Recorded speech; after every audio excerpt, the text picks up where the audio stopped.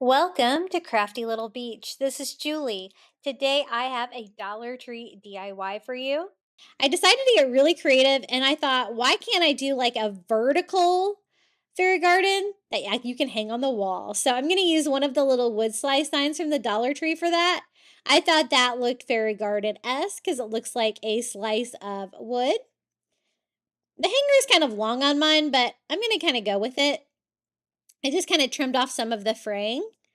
For the sky, I'm going to use this cloudless acrylic. I get this on Amazon and I do have it linked in my shop below. It's only like 50 or 60 cents and you can get it shipped free with Prime. So love that color. And I just used a sponge and I just did a very light stain for the sky. Now for the items, I was trying to think of things that were kind of flat that I could use on it since we're doing a vertical fairy garden. And I thought this welcome sign that comes with the bridge would be perfect for it because it's kind of flat. It's kind of got a back to the sign like that where I can glue it to it. And then I'm going to use one of the fairies that came in the fairy pack. She's super cute. We can stand her over here. She's kind of doing the Home Alone face thing. The little spigot that came in the garden pack, we can put that on there. That's kind of flat. I'm definitely looking for things that are not too bulky.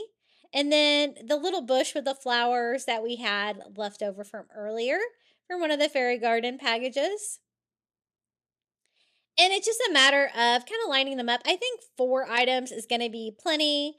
And I just kind of have to decide exactly how I want them on there. Since I am definitely hanging it on the wall, I definitely have to glue these guys down. So I just do a bead of hot glue along the back.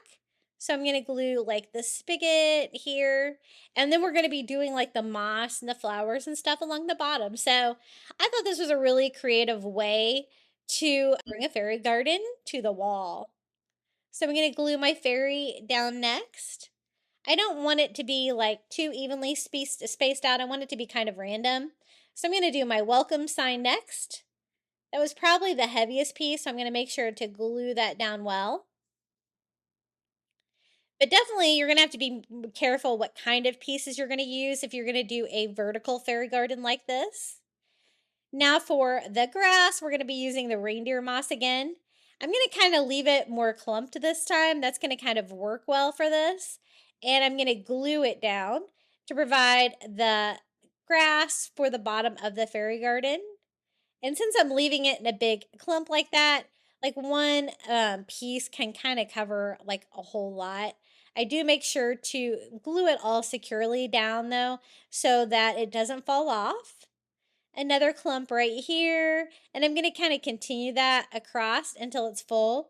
I'm trying to make sure you can't see any of the wood through it, that it's going to look like a solid surface for the bottom. And I'm so glad I had this idea because I think this turned out so cute and a very creative way to do a fairy garden for indoors. But you know what? You could hang this outdoors as well too if you had like a porch or something like that, and a perfect place to hang it. I'm going to go ahead and glue a little bit more. I had a few areas that looked a little bit thinner, and I want it to be thick enough to go under like the base of the signs and stuff like that. So they're like not like completely suspended out there over nothing. That looks pretty good.